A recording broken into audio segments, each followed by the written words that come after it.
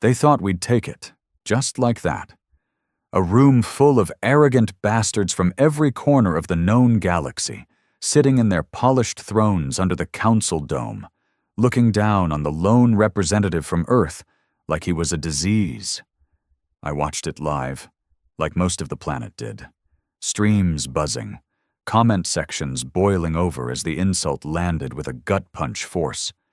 They didn't even mask it behind fancy diplomacy. The Zarnak speaker, tall and oily-skinned, with his black tendrils coiled around his neck like some ceremonial noose, had stepped forward and said it clear. Humanity is an unstable, emotionally defective species, barely evolved primates pretending to understand civilization. Their admission to this council is not just premature, it is dangerous. The chamber fell quiet, but nobody objected. Not the sleek Ilari with their hive-mind ethics, not the Rendar delegates with their silicon smugness, not even the Feliari diplomats who used to call us brothers in fire during the Orion Wars. No one said a word in defense. And Earth's delegate, Ambassador Raynor, he just stood there. You could see it in his jaw, the way it clenched under the pressure of humiliation. His lips twitched like they wanted to spit fire, but politics had its leash wrapped tight around his throat.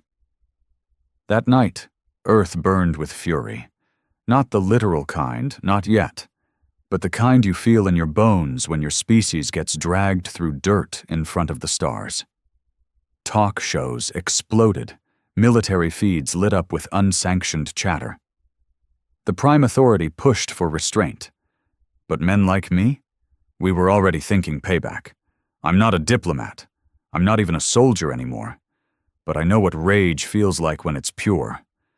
I know what it's like to be told you're beneath someone who never lifted a weapon, never lost a son in space dust, never built a legacy from nothing but blood and sweat. My name's Cole Danner, 41, former ground operations, Terra-born. I've led kill teams in the Arcadian tunnels and lost men under Ilari radiation storms. I've watched my own brother choke on alien gas because some bureaucrat thought human lungs could adjust. So when the insult hit, it didn't feel like words. It felt like a scar getting ripped open. And I wasn't the only one. Veterans, engineers, fringe colonists, miners who never left the asteroid belts, Earth's underbelly, the kind the Council never saw or wanted to see.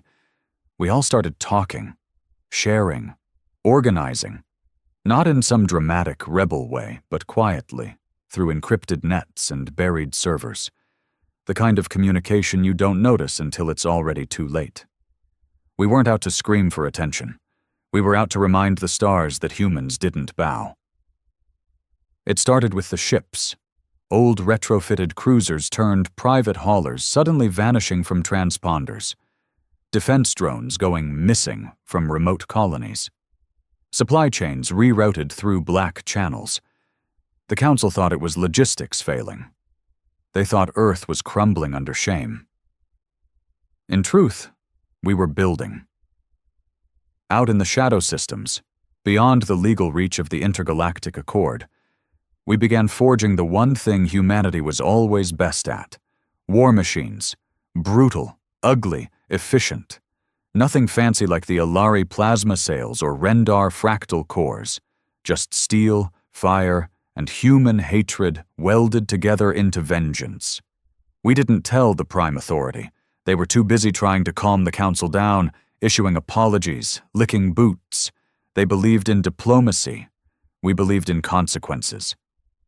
The final push came 6 months after the insult. A minor skirmish. At least, that's what the news called it. A Council scout drone was caught near one of our shadow builds in the Ort Reach. It broadcast a warning, tried to escape. We didn't let it. We tore it down. And the moment that transmission hit Council channels, grainy footage of human-built gunships surrounding and dismantling Council tech with no identification, no warning, the galaxy went still again. Except this time, it wasn't Earth standing alone under judgment.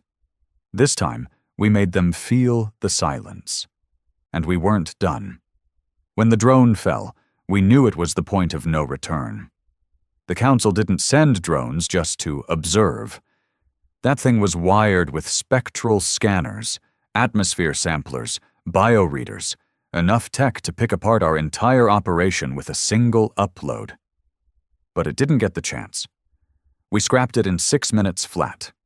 No survivors, no pieces. Just silence, followed by the deep hum of war engines waking up in the dark. I watched the playback from the command deck of Iron Rain, a former mining cruiser we'd stripped, gutted, and rearmed with torpedoes and dual coil cannons. She wasn't pretty, but she could kill. That made her beautiful to us. My second-in-command, Griggs, stood behind me with his arms crossed. He was a quiet man, bald, half his face scarred from a plasma rupture during the Draken siege. He didn't talk much, but when he did, you listened.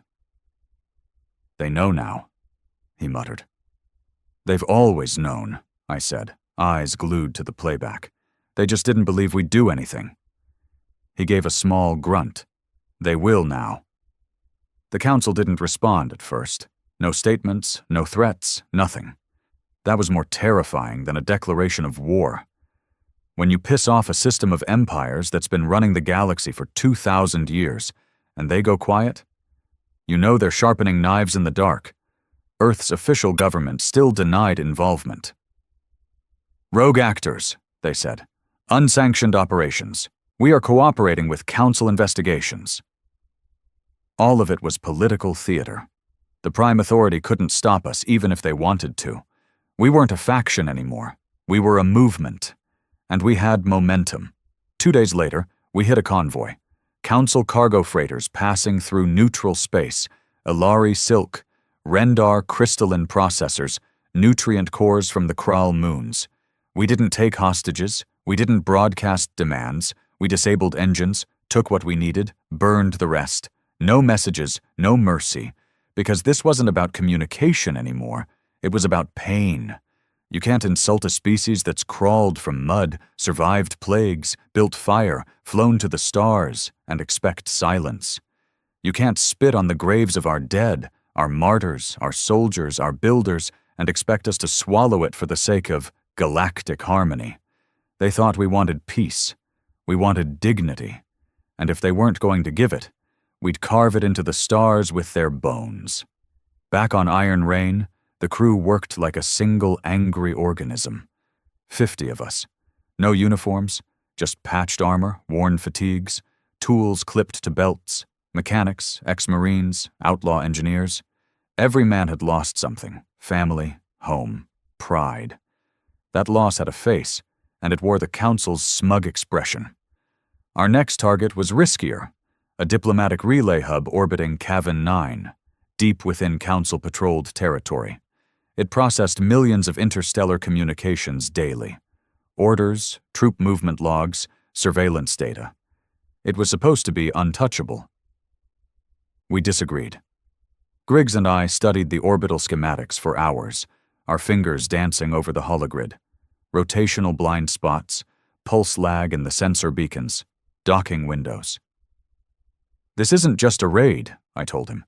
"We hit this, we send a message. You're not safe." Griggs nodded slowly.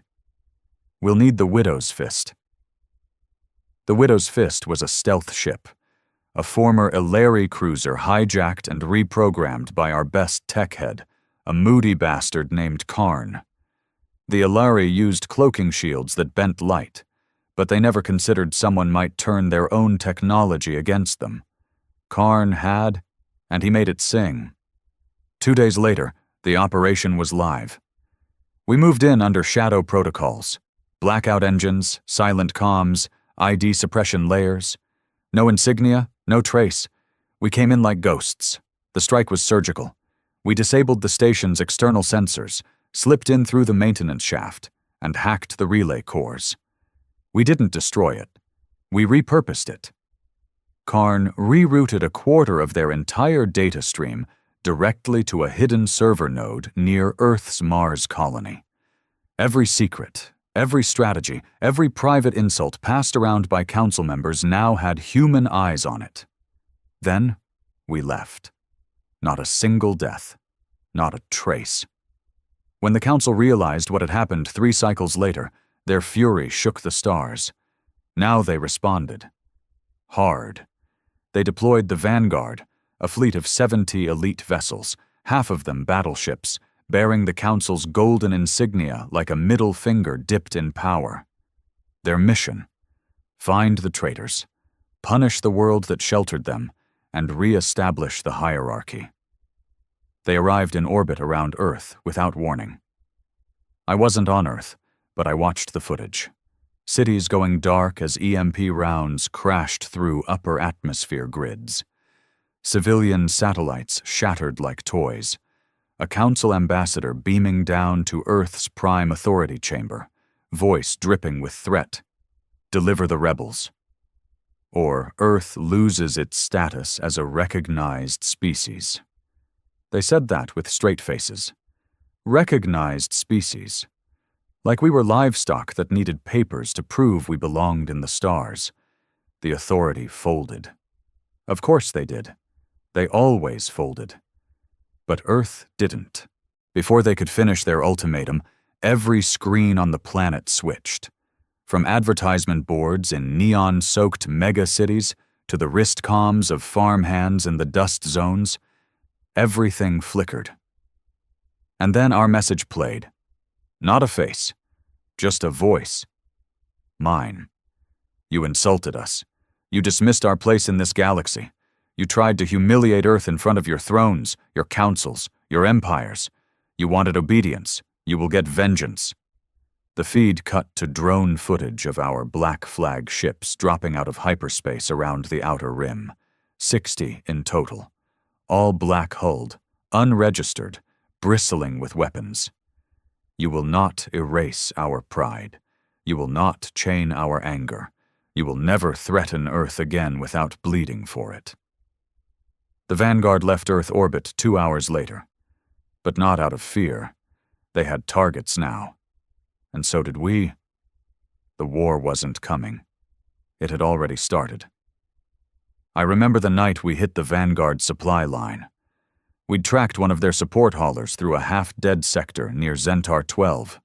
No escorts, just a fat, slow-moving target carrying ammunition, food, medical kits. It was meant for frontline forces who were prepping to cleanse a colony suspected of harboring radical humans. That's what they called us now. Radicals. We weren't radical. We were betrayed. We cut the hauler open in minutes. No speeches. Just fury and fire. The captain begged over the comm link. We're non-combatants, I answered coldly. So were we.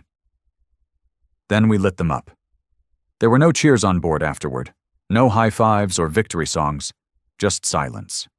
Heavy, grim, because we didn't kill for fun. We killed to remind them. The humans you spat on? We remember. The men you laughed at? We return with fire. The children you dismissed? They're grown now, and they've built weapons from your arrogance. We weren't trying to destroy the galaxy. We were trying to survive in it. And if survival meant going through the bastards who thought they owned it, so be it. Back on Iron Rain, Griggs looked out at the stars and muttered, "They still think we're bluffing." I didn't answer, because in a way I hoped they did. Because what we were planning next? It wasn't a bluff, it was hell, and they'd walk straight into it. The council believed they were still in control, that we were just animals reacting out of instinct, lashing out, emotional, irrational. That's what they always said about us. Primitive, volatile, dangerous. They weren't wrong about the last one. We didn't want to be dangerous, but they made us that way. By the time they realized we weren't just pissed, we were organized, it was too late. Every colony, every fringe world with even a sliver of human blood was rising. Not waving flags, not chanting songs, rising with steel, with grit, with long-buried rage turned into strategy. We weren't just reacting anymore, we were planning. And the first move in that plan, the battle for Echelon Station. Echelon wasn't big. It wasn't even important by Council standards, just a refueling point for smaller ships near the edge of Sector 12, orbiting a dead planet with no name. But what made it matter to us was who was there. They'd stationed a fleet command corps at Echelon.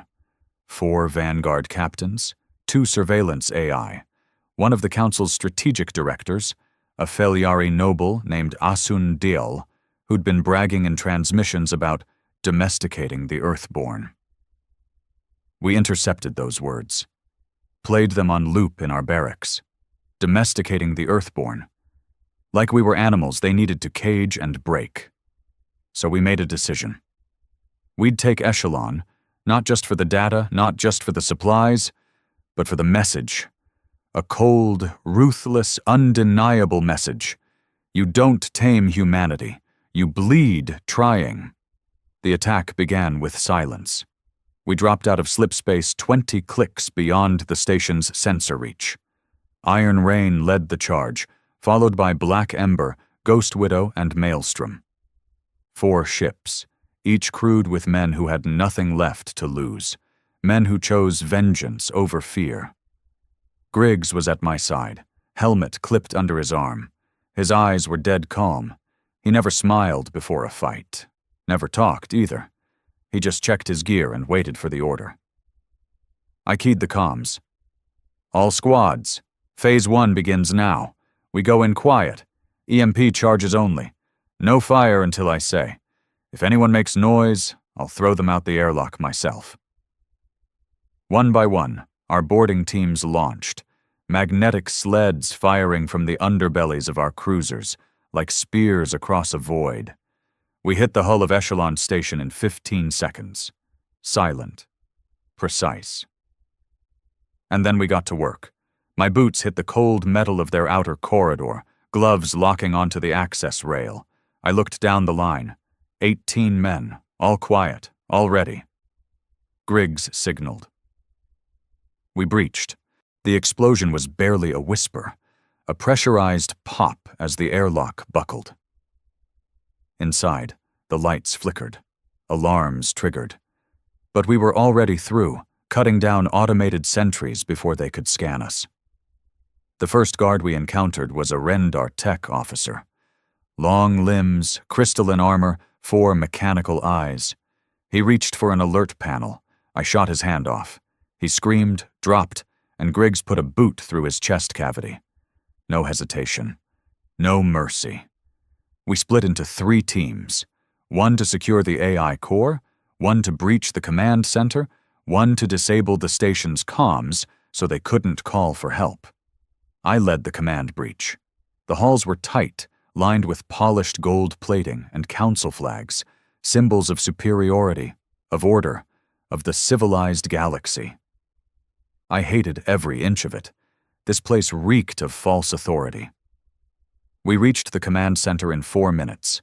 8 guards, 2 turrets, 1 shielded gate. I looked at my squad. Fast and ugly, I said. And we went in. The firefight lasted 11 seconds.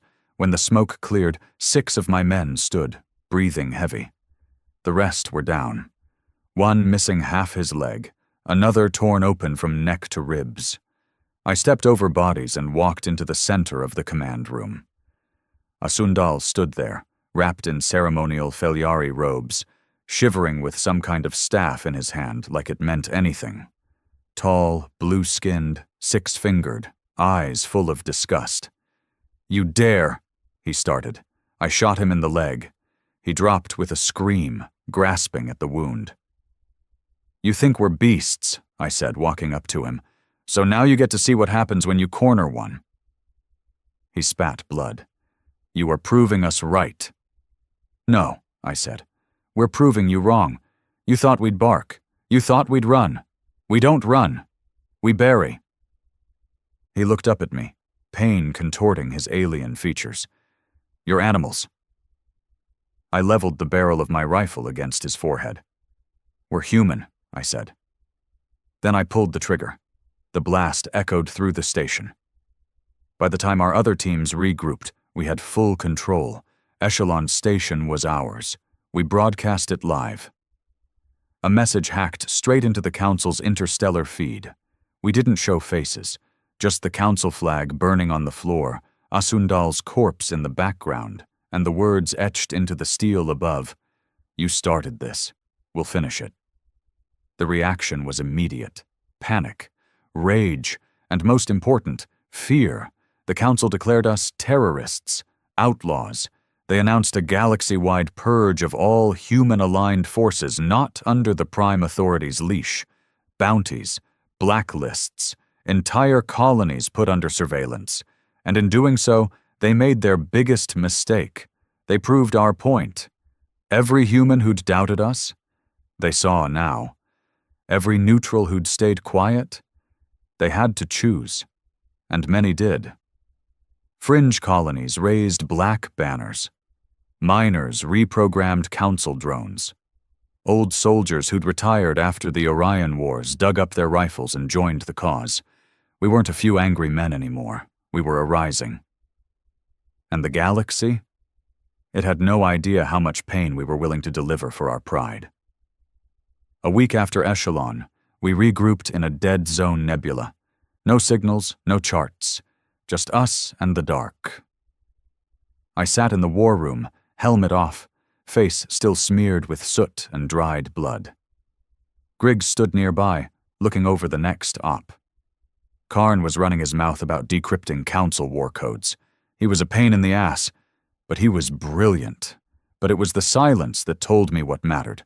The men weren't celebrating. They weren't boasting. They were ready. They knew this was just the beginning. Because we'd lit the match. Now we had to feed the fire. We weren't interested in survival anymore. Survival was something we'd done for centuries, scraping by while the rest of the galaxy looked down on us. Always the new kid, the unstable species, the violent mistake. Even when Earth earned its seat on the Council, it was never respect. It was tolerance. Pity.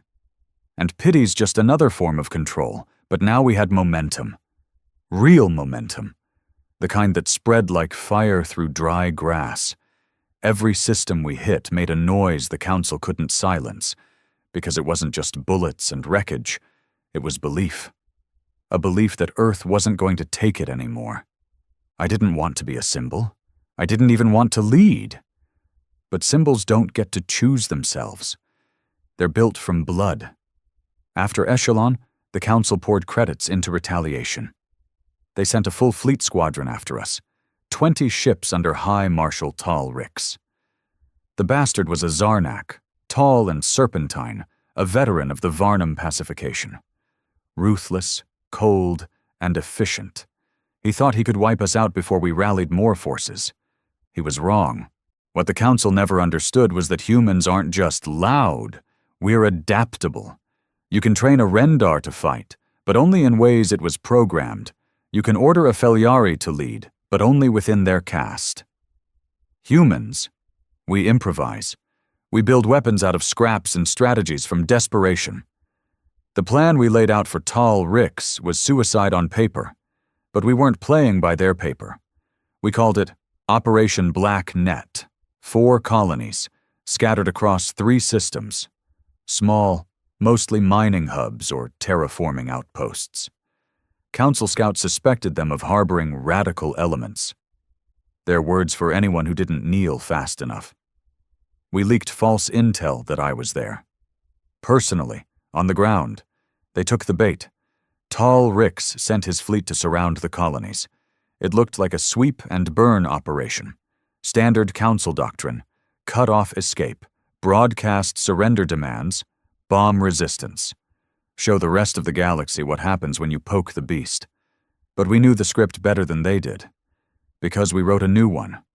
While his fleet spread across 3 systems, we launched decoys, drones that emitted human life signals, fake transmissions using voice samples, even falsified atmospheric disturbances that mimicked heat signatures from reactors. Tal Rix chased phantoms, and while he chased, we struck. His fuel depots, his comms relays, his jump gates. We didn't hit ships, we hit infrastructure. quietly, surgical.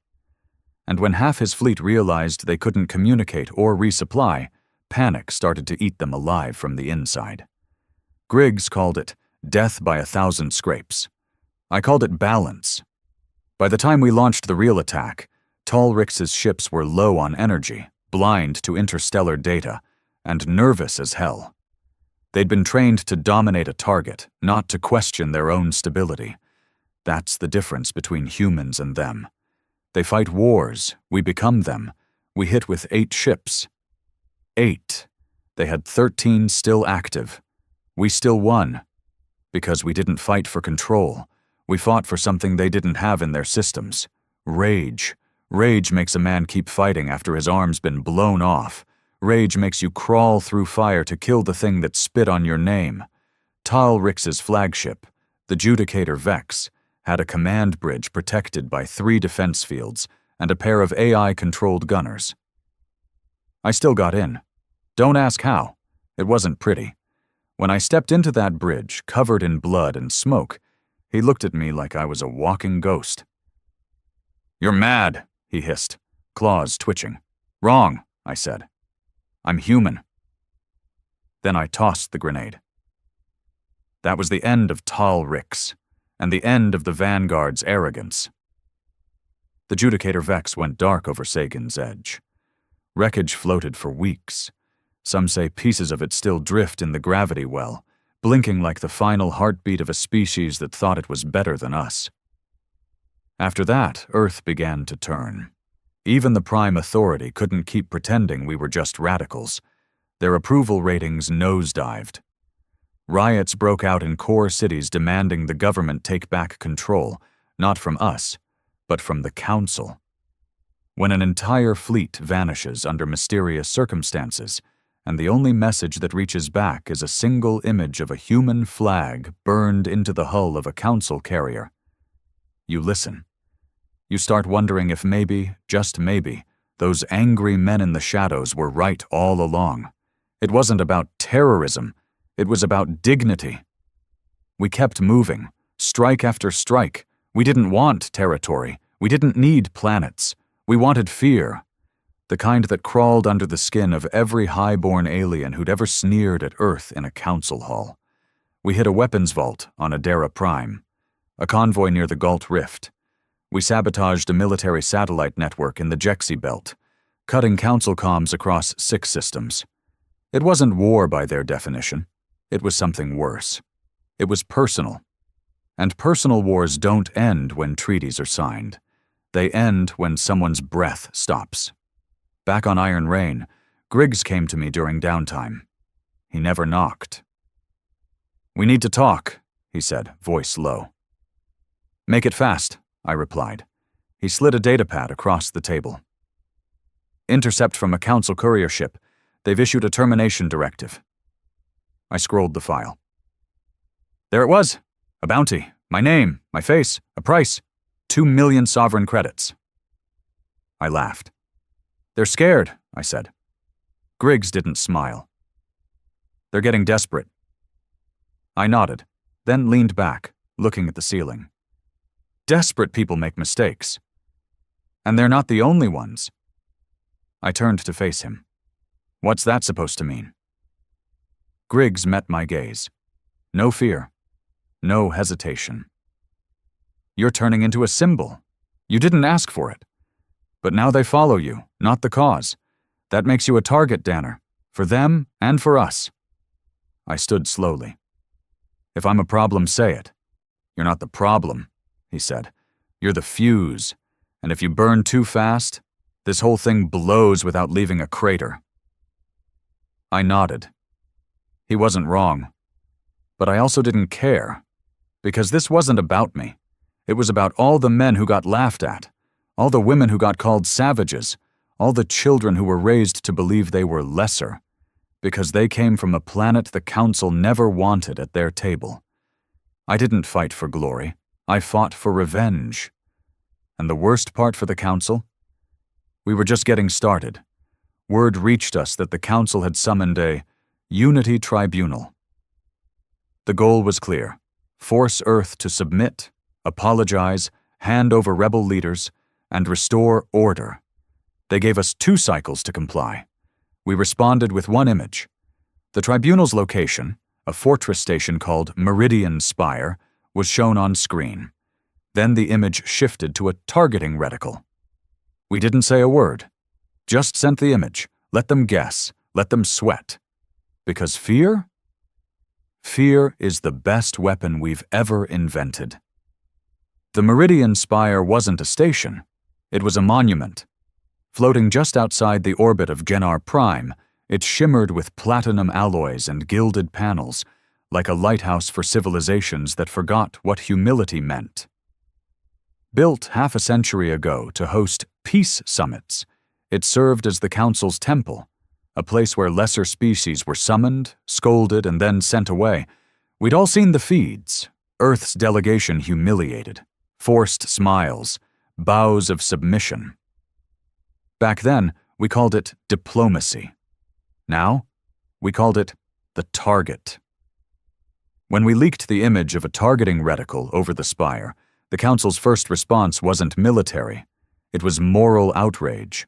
Their media organs went berserk. Human extremists threaten galactic peace. Terror at the gates of order. Even the prime authority on Earth made a statement. We do not condone these actions. We urge restraint. Restraint. That word again.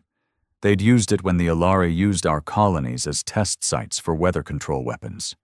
They used it when Rendar security officers tossed a human child out of an airlock by accident. They used it when the Council called us emotional animals in front of every known species. Restraint was their leash. And we were done wearing it. We didn't want peace. Not with people who treated peace like a leash they could yank whenever they felt threatened. We wanted fear. We wanted them to see us on their steps, looking them in the eye, saying, "You don't speak for us anymore. We speak for ourselves. And if your voice tries to silence ours, then we'll cut out your tongue." 3 days out from the Meridian operation, we gathered in the war room aboard Iron Rain. 17 ships under our banner now, every one of them unregistered, bristling with modded weapons, crewed by ghosts and outlaws. No flags, just black hulls and a singular purpose. Griggs stood at the holo table, pulling up schematics of the spire. It rotated slowly in the air. 6 docking arms, 3 power cores, 2 layers of planetary shields. A beast. "It's not a siege," he said. "That's a death sentence." He was right. A full-on assault would leave us gutted, even if we managed to break through. Meridian Spire had defense systems decades ahead of anything we'd faced. We didn't need to destroy it. We needed to shame it. Karn, our resident madman engineer, grinned from his side of the room. "So we hit the core?" "No," I said. "We hit the meeting." Griggs turned to me slowly. "You're serious?" "They're calling a unity tribunal," I said. "Everyone's going to be there. Every smug bastard who ever sneered at Earth. If we strike when they're all inside..." "We send a message they'll never forget," Griggs finished. Karn rubbed his hands together. "We'll need to bypass their shield frequency and cloak entry and disable the drone net before we even get close. Can you do it?" I asked. He smiled like a man who's seen God and laughed in his face. "I'll do it with one hand and a hangover." We moved. 3 days of prep. Every system we ever hacked, every sensor trick we ever pulled, every dirty trick humanity ever learned from being pushed around. We brought it all. Phase 1. Ghost Walk. Karn fed false data into the Council's early warning networks. He simulated a pirate invasion on the far side of the sector. 75 fake distress calls. It was enough to draw a third of Meridian's security forces away from the station. Phase 2. Black insertion. We cloaked 3 ships with a fusion of stolen Ilari phase tech and brute force human shielding. It wasn't stable. One spark of plasma and the whole system would collapse. But it got us close, right under the spire's orbit. Phase 3.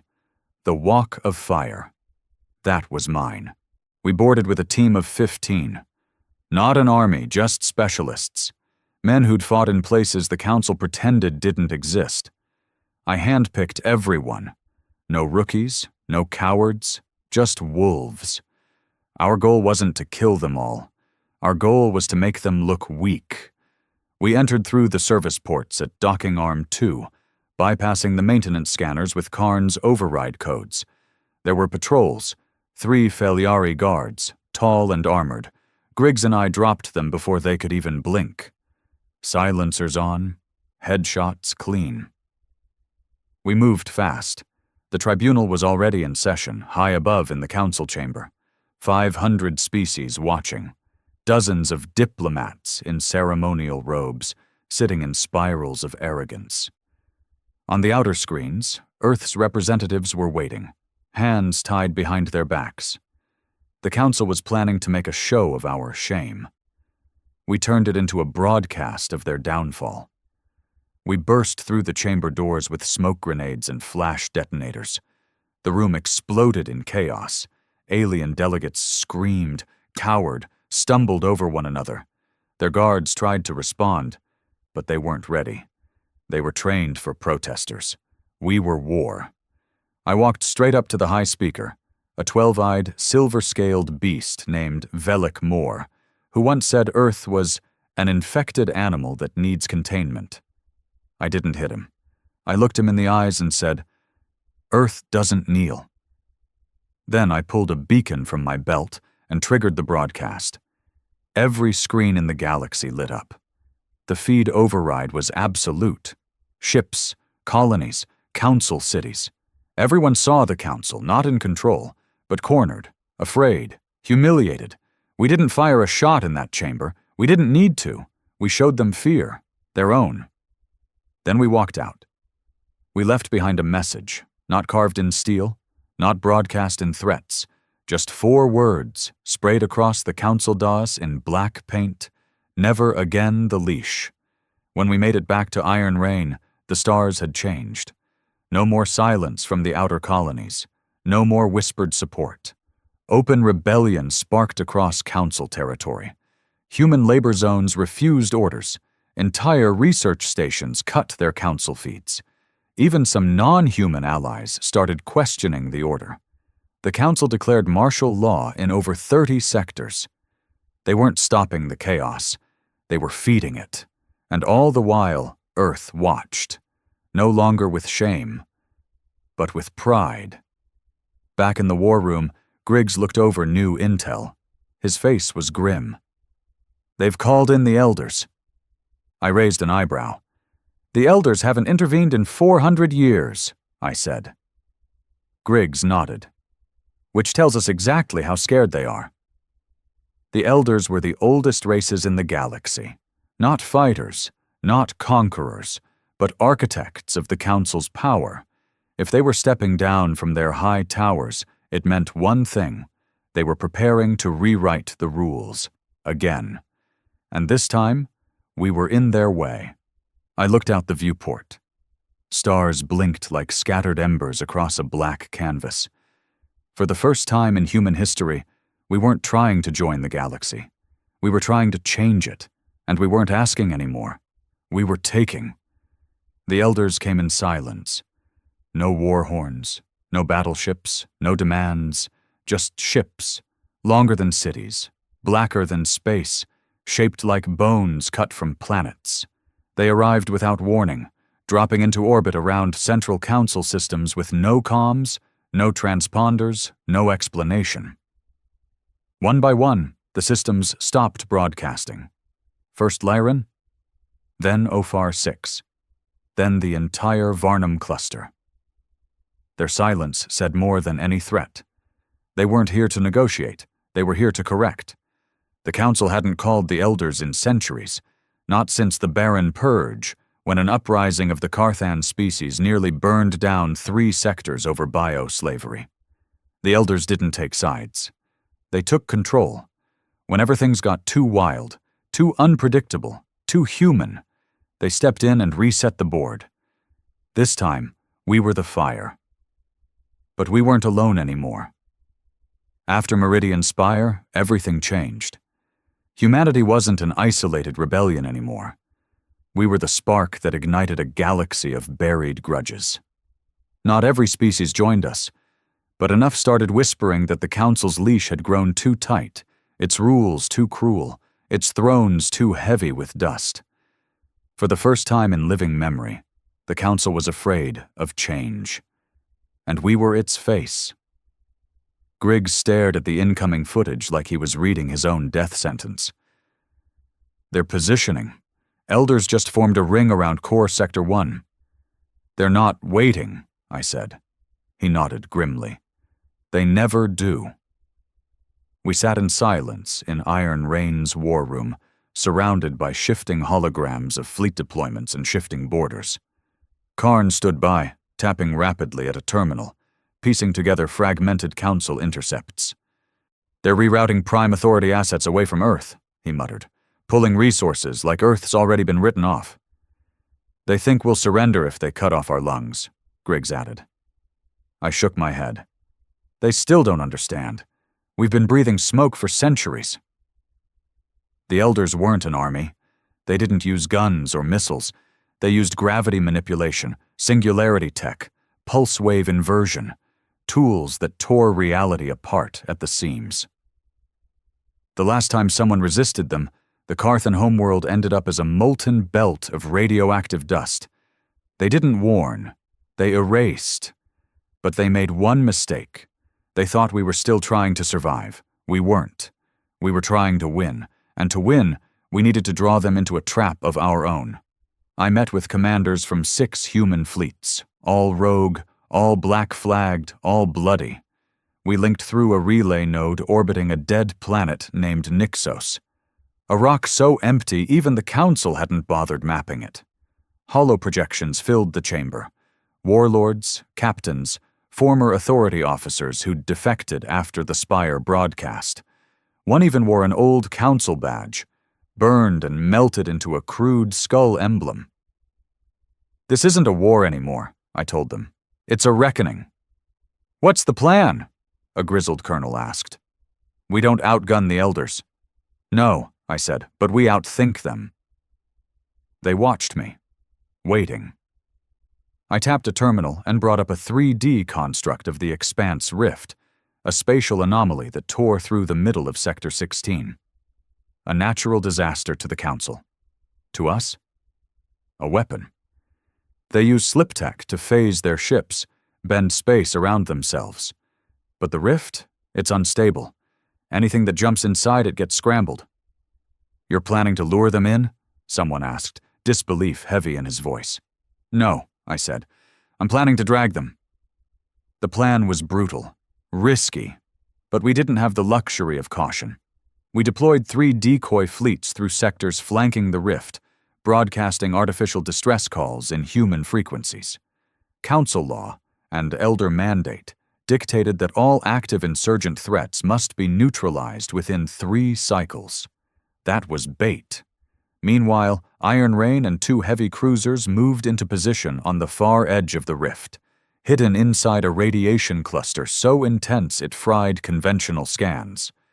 We installed signal jammers, pulse field displacers, everything we had. We didn't want a fair fight. We wanted a kill zone.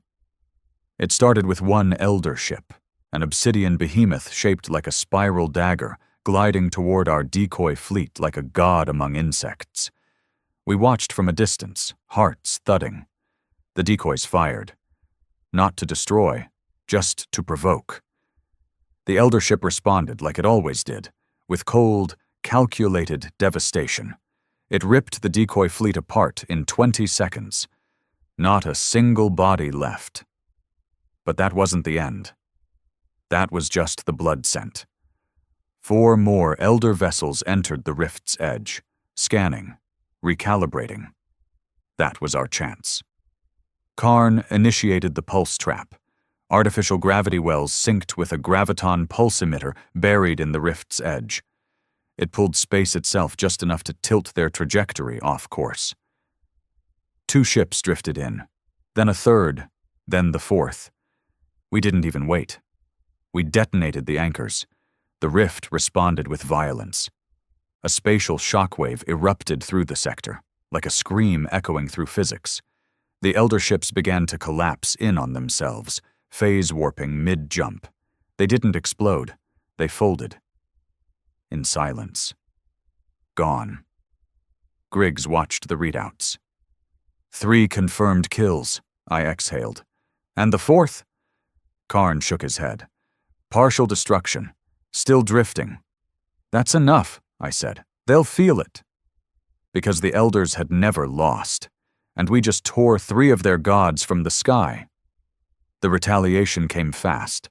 They didn't send more ships. They sent a message, a voice, broadcast on every human channel from fringe worlds to deep core colonies. Not words. A sound, like a heartbeat wrapped in metal and static. Then a warning. Cease resistance, or your species will be ended. Not subjugated. Ended. We played the message on loop in the war room. The crew listened in silence. Then Griggs leaned forward, turned it off, and said, "They think that scares us?" I looked at him. "No," I said. "They just told us they're scared too." Because threats come when fear walks in, and fear had found them. Earth began to rally. Not the Prime Authority. They were collapsing under their own cowardice. But the people. Rebel colonies started sending materials. Engineers volunteered their lives. Civilians formed militias. Farmers forged ammo in old tractor factories. Dock workers converted tugs into intercept ships. There were no more uniforms, no more sides, just one cause, one people, and one war. Back in the medbay, I stood over a boy, 17. Half his body wrapped in synth mesh.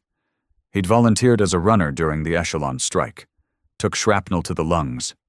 Should have died. He looked up at me, barely able to speak. "You think we'll win, sir?" I didn't lie.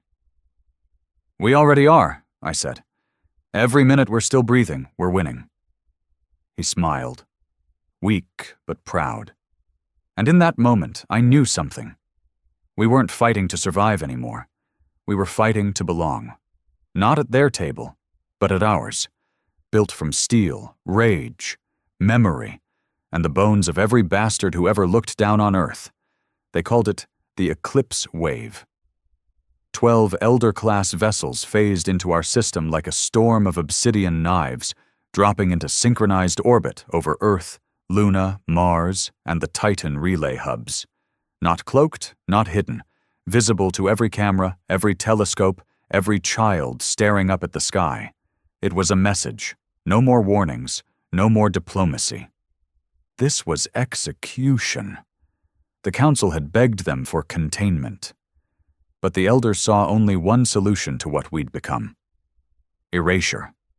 The kind they'd used a dozen times in the past when species grew too bold, too unstable, too human. But they'd never dealt with humanity at its worst. And that's what they were about to get. The Prime Authority collapsed within 12 hours of the Eclipse Wave's arrival. Their members surrendered publicly, beamed their compliance into every sector to save their own necks. Cowards. But Earth didn't follow. Cities on fire, power grids rerouted, civilians armed and barricading metro levels, naval bases refusing orders, even law enforcement turned, many of them ex-military, tired of being told they were fighting terrorists when they knew damn well who the real enemy was. And the best part? No central command, no single leader, just millions of furious humans linked by rage and memory, moving like a hive born from pain. The Elders couldn't calculate that, couldn't process it. Their machines couldn't measure vengeance. I was on Luna Station when the first strike came. They hit the South Pole reactors with a kinetic rod. No warning, no light. Just an impact that turned a square mile of ice into a crater of boiling dust. 200 civilians, gone in a blink. The feed from the base cut mid-sentence. It wasn't war. It was slaughter. The Council called it a measured response. We called it what it was, proof, Proof they were never afraid of our violence. They were afraid of our voice. So we gave them something to be truly terrified of. On the third day of the wave, we launched Operation WIDOW. It wasn't about ships, wasn't about numbers. It was about a weapon we'd kept buried, one that violated every accord, every ethical line, every council protocol. We called it the Echo Mind, a neurodata virus created during the Mars Rebellion 20 years back. Designed to overload elder-linked synthetic intelligence by mimicking real-time trauma input, memories, screams, deaths, betrayal, pain.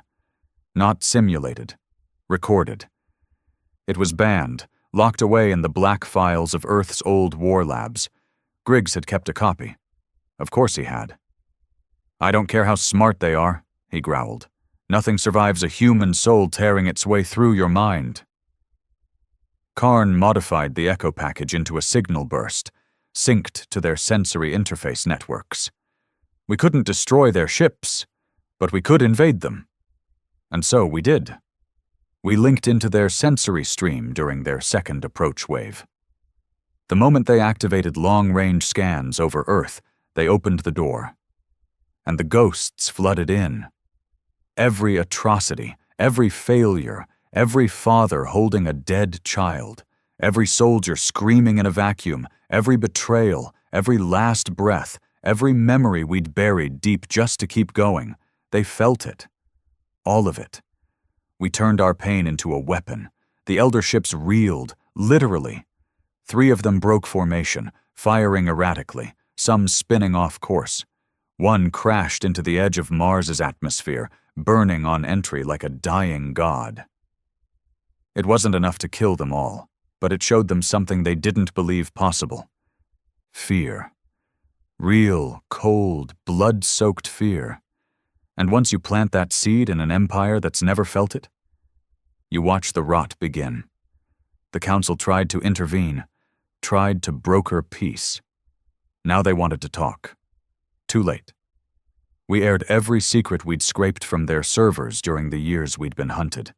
Trade deals that sacrificed colonies for mineral rights, genetic cleansing experiments, species categorized by value, and the worst? Project Shepherd, a covert operation to breed subservient humans on isolated worlds, trained from birth to obey Council thought patterns. They called it cultural realignment. We called it genocide. Once we dropped that data across every known broadcast stream, even species who hated us started asking questions. The Council scrambled to deny it. But the Elders? They said nothing, because they didn't deny it. They just didn't care. And that sealed it. The lines were drawn. Back aboard Iron Rain, we plotted the next move. Karn had pinpointed the Elder Fleet's neural signal relay, some kind of core structure aboard the flagship, Vesper Ark, orbiting Saturn. The Ark wasn't a ship by any standard. It was a floating fortress, older than our solar calendar, powered by dark energy pulses and folded geometry tech we barely understood. "Destroy the relay," Karn said, "and you break their hive link." They lose synchronization. No more perfect strikes. No more shared senses. Griggs raised an eyebrow. "And how the hell do we do that?" Karn grinned. "We send Cole Danner into the Ark." The insertion team was just 6 of us. Me, Griggs, Karn, and 3 Warborn. Veterans who'd survived 3 different system purges. We didn't carry flags, didn't wear insignia, just black armor and a promise carved into our bones. We used an old Terran trick. Pulse blinked a cryo shuttle into range under cover of Saturn's electromagnetic storms. Most ships couldn't navigate the interference. We didn't need them to. We just needed to crash hard enough to hurt something. We breached the Ark's outer shell in a blaze of noise and blood. AI drones swarmed us instantly. Tall, skeletal things that moved like liquid metal and screamed in binary. Griggs took 2 hits to the chest and kept firing. Karn triggered a pulse burst that wiped half the room. We fought through 12 decks of pure hell, no maps, no logic, just corridors shifting like they were alive, stairwells that looped into themselves, gravity changing every 100 feet. We kept moving, kept killing, kept breathing. And then we reached the relay core. It didn't look like tech. It looked like a heart, a giant, pulsing, translucent organ, wrapped in tendrils and cables, glowing with pulses that made your head throb. "You feel that?" Karn muttered. I nodded. "That's the sound of them thinking." I pulled the DT charge from my belt. Old Earth tech. No data, no hacking, just fire. I looked at Griggs. "You ready?" He grinned through blood. "Let's cut the strings." I planted the charge. 30 seconds. We ran. Half the station collapsed behind us, void winds tearing through ruptured bulkheads. One of the Warborn was sucked into open space. Gone. We made it to the evac pod, hit launch, and watched the Vesper Arc bleed fire across Saturn's rings.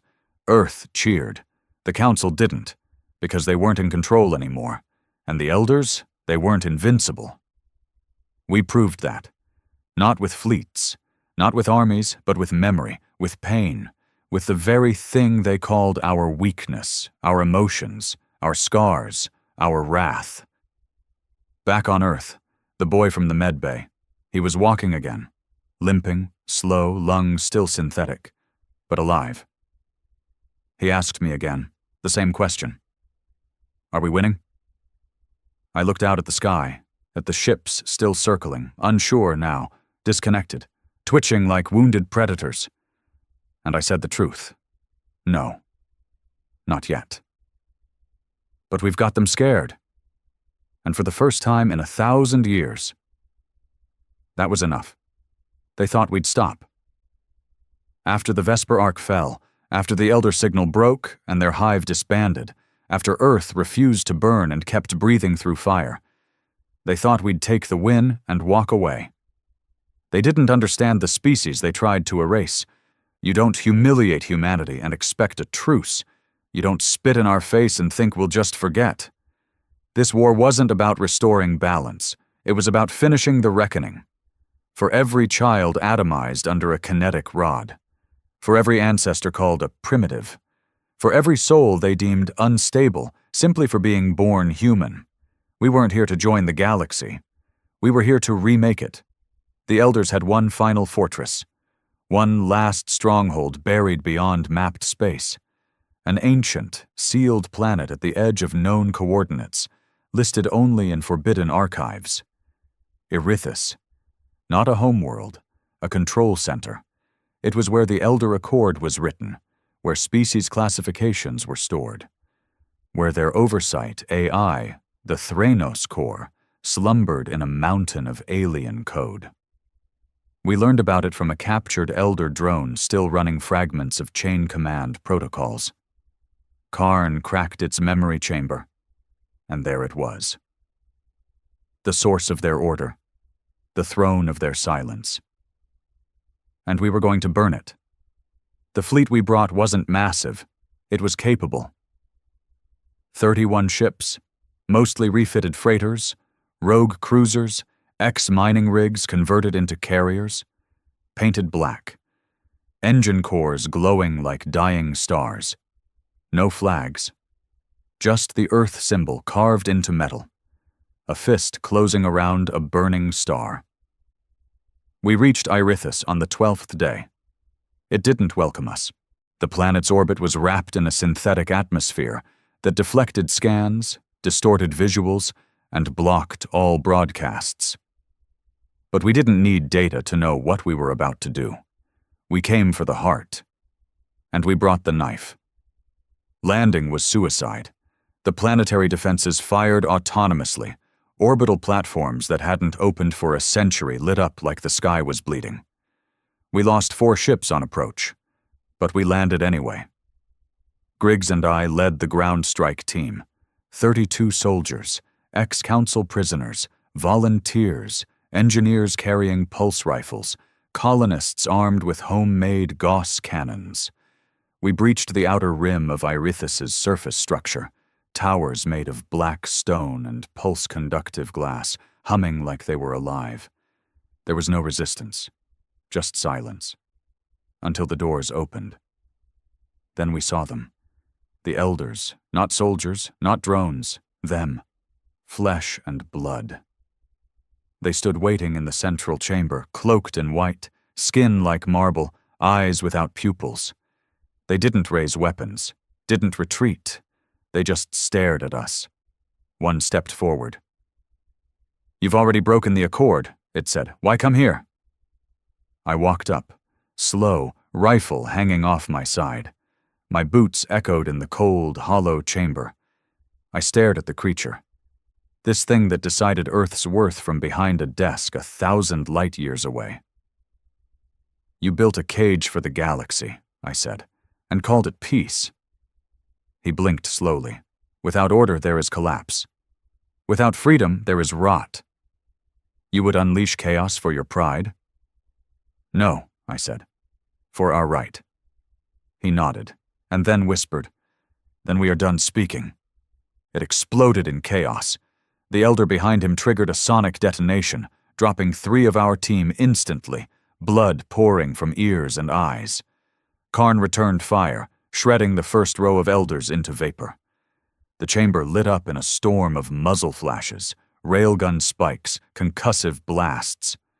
We fought like demons, because we knew there was no retreat. This was where it ended. One way or another. Griggs caught a pulse bolt to the leg, went down hard but kept firing. I dragged him behind cover, tossed a frag into a corridor, then climbed over a barricade of shattered marble to reach the Threnos core access vault. 2 guards, unarmed. They didn't expect us to get this far. I didn't give them time to realize it. They dropped. I breached the core door with a plasma cutter. Karn handed me the data spike. The virus coded from every death the elders had caused, every execution, every sterilization order, every erased history from their archives, the echo of wrath. "You sure?" he asked. I didn't answer. I stabbed the spike into the terminal. It didn't scream. It sang. The Threnos core flickered, hummed, then fractured, a shriek of dying code, like a star breaking in half. Across the galaxy, the Elder control systems went blind. Their ship AI shut down mid-flight. Slave protocols snapped off. Broadcast centers blinked out. For the first time in over 3,000 years, the galaxy breathed without a leash. We limped out of the vault, blood on our boots, fire lighting the corridors behind us. Griggs was hit again, this time in the gut. He grabbed my arm, coughing red. "You get out of here," he muttered. "You're coming with me," I growled. He shook his head, eyes going glassy. "Number you finish it."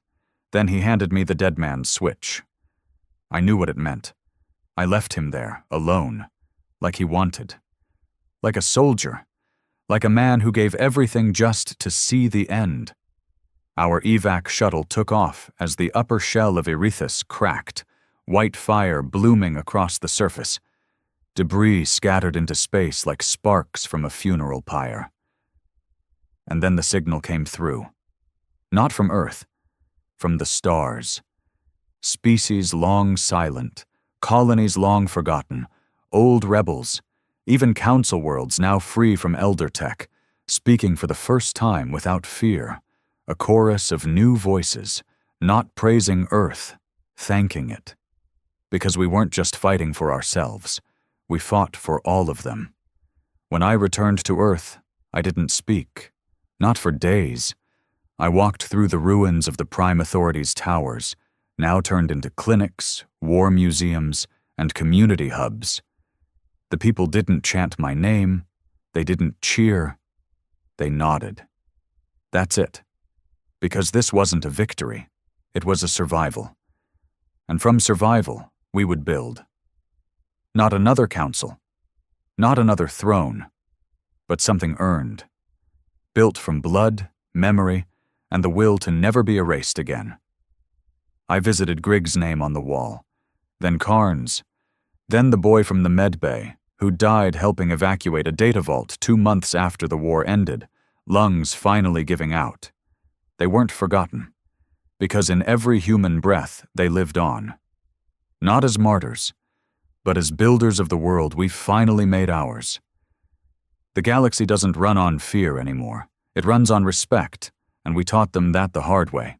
Not with perfect speeches or clean uniforms, but with cracked fists, burning ships, and a memory that would not be silenced. My name is Cole Danner. I am not a hero. I'm just a man who is tired of being told what we're worth. And now? Now the stars listen when Earth speaks, because we answered the insult, with wrath, and will never be silent again.